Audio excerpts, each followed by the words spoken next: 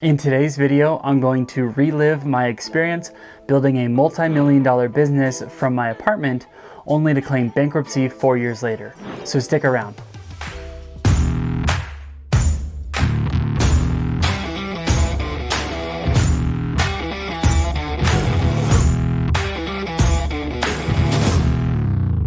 Hey everybody, Side Hustle Steve here, and today's video is going to be a bit different than the usual side hustle content. If you want to learn how I built a multi-million-dollar business with zero money down, only to have it crumble a few years later, then stick around. This was probably the most painful experience of my life, and I have written the script for this whole thing multiple times since I filed bankruptcy a few years ago. I'm going to try to keep this as informative as possible, and I want to start out by saying that I take 100% responsibility for what happened. At the end of the day, it was my business that went under. No business partner nor employee forced me to do anything. I've had years of therapy after this experience, and it's taken me a while to be able to step back and remove blame from the experience so that I could finally actually learn from what happened. So with that out of the way, let's get into it. In 2014, with zero business experience, I decided to start a organic cold press juice business. Due to some health issues, I had drastically changed my diet, and I felt so much better when I was drinking cold pressed vegetable juice. I came up with the name, filed for the LLC, and just like that, Simple Science Juices was open for business. I made flyers on my computer, printed them out, and then brought them to everyone in my apartment complex, letting them know that I would deliver juices straight to their door. Eventually, I took a minimum wage job at a cafe and a gym so I could learn a little bit more about the food service business. Luckily, the manager would let me come in early to use the kitchen in the cafe to make my juices. I would get in every day around 5 a.m. to make my juices, sample and sell to employees and gym members, and then start my day. I always asked for feedback and took tons of notes during this time, which really helped me not only shape my recipes, but also my business model. I consistently heard that people wanted convenient, healthy options. I decided that I would set myself apart from other juice bars in Kansas City by offering cold pressed organic vegetable juice with a free delivery option. I named the company Simple Science Juices because I wanted to support the simple science behind juicing and dietary changes. My goal for the company was not to come across as just another hippie juice shop, but to actually be a trusted source of dietary education. I attended every connection meeting in my area, and I would drive door to door to meet with chiropractors and wellness centers. This proved to be the right business model because the timeline for growth was actually pretty insane. I started the business in June of 2014. I moved from the cafe to a commercial kitchen in January of 2015. I opened up a booth at the farmers market in March of 2015. I opened my first storefront in June of 2015, and by January of 2016, just a year and a half after opening in my apartment, Simple Science Juices hit $93,000 in monthly revenue. What's more impressive is when I say we opened a storefront in June of 2015, I don't mean that we hired a branding agency and a contractor. I mean, I basically entered a handshake deal with a landlord and hired an electrician and a plumber under the table so we could get the thing up and running. I opened the store with a table that I got from IKEA as my point of sale station and a cooler that I got off an online auction. Didn't matter though. People loved our juices and didn't mind walking into a very questionable location in order to get them. The amount of times where people would walk in, look confused, and then ask if we were open for business was absolutely shocking. In 2016, we were nominated for the Small Business of the Year award in Kansas City. I was frequently on the local news talking about juicing and dietary changes. I was giving presentations about business growth and development and appearing on a ton of various podcasts. My days were constantly booked with interviews, talking with developers of shopping centers that wanted us to put a store there, manager meetings, and product development meetings. My little juice company was the largest consumer of organic produce in all of Kansas City, going through around 10,000 pounds every single week. It seemed like every partnership we entered or product we pushed was an instant success. At its peak, I had over 60 employees and was making around $145,000 every single month in gross revenue. I remember thinking at this time that I literally could not comprehend how this business could fail. Although I was working 80 to 100 hours a week and still not paying myself anything, I absolutely loved every second of it. Safe to say, things looked like they were going pretty well, but as the title suggests, that didn't last very long. Although we were growing quickly, Popping open around 5 new locations in a year and a half, I started to see some cracks in our armor. I took on a business partner at the beginning of 2016, and for 40% of my business, he was supposed to control the finances as well as be my business mentor. I met him through a family connection, so I instantly thought he was a good guy. He was an investment banker on Wall Street and told me that he had a few investors lined up waiting to invest in my business. If we could just get to 6 stores in the next 2 years, he said that they would buy into the business and help take this brand to a national level. To keep a long story short, he didn't do any of that. By the time that I realized he wasn't who he said he was, it was already too late. I started hearing we were late on paying suppliers, and more shockingly, I heard we were behind on tax. He helped the company secure an SBA loan for $250,000 in the middle of 2016. This, combined with cash flow generated from the new stores, was supposed to pay for all the new build-out costs. I later found out that this was mathematically impossible. We were far removed from the days of paying electricians under the table and opening up with IKEA furniture. We had a branding team pushing $50 accent pillows, as well as a contractor pushing for the most elaborate store designs. Each location would cost anywhere from $200,000 to $350,000.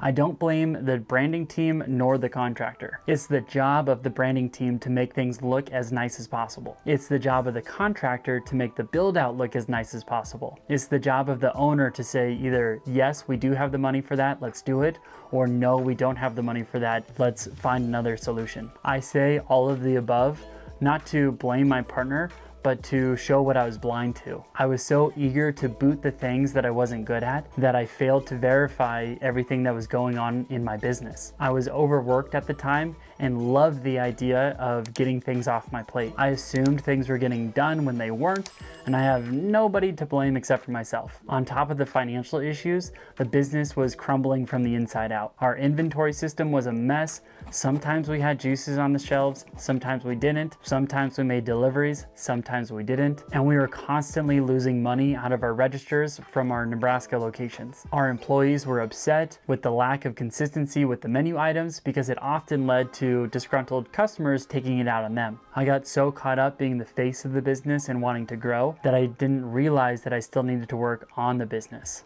I hired friends to do jobs that they weren't qualified for, and instead of letting them go, I let them struggle in a job that they weren't cut out for. For months, we scraped by making payroll by just a few $100s. When payroll is $15,000 every 2 weeks, it gets to be a little stressful. By early 2017, I was no longer worried about growth, but instead 100% focused on putting out daily fires and keeping the ship afloat. I finally let go of our general manager and took over all day-to-day operations, effectively taking myself out of something that I loved and that I was good at to do something that I didn't enjoy and was bad at. We didn't have the money to hire a proper GM, so I was gonna have to do. What I lacked in experience and knowledge, I thought I could make up for in hours work. Far removed from interviews and talking on TV, I was now juicing late into the night in order to cut a few extra dollars so we could make payroll that week. I constantly woke up in a state of stress, wondering which fire I was gonna put out that day. A pipe would burst in one location, employees would not show up at another location, and a shipment of containers or produce would be late. All things that would be manageable when things are going well, but when you throw financial issues into the mix, it makes things 1,000 times worse. I remember having daily meetings with my bookkeeper to see who we could and could not pay that week. Despite all of this, the company looked at times like it would actually recover.